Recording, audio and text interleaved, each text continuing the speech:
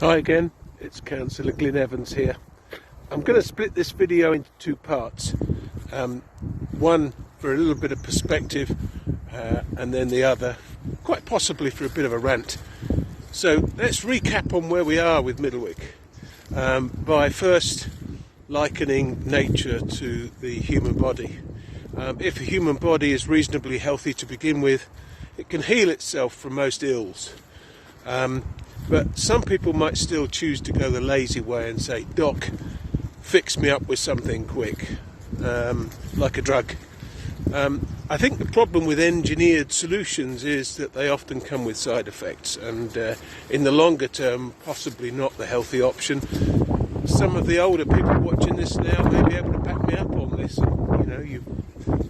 You're now having drugs to offset the side effects of other drugs. But that's quite enough of that perspective. I think we're now talking about a principle that applies to most developments that now go on, which has been the brainchild of this government, and that is the subject of biodiversity net gain, and this is what really winds me up when it comes to Middlewick.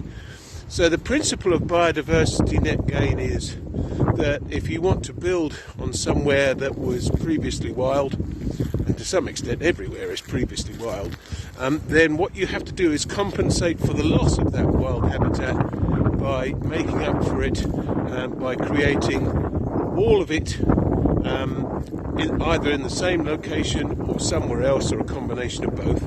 And by law at the moment, the requirement is that you recreate 110% of what you've lost. On the face of it, that doesn't seem to be too difficult, but actually when you start to think about how that really should work, then you start getting into difficulties.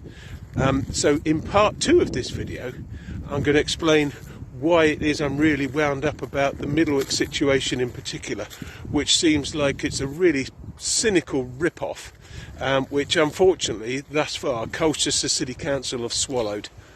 Anyway, I'll find a nice sunny spot and I'll stand still and I'll talk to you in a minute.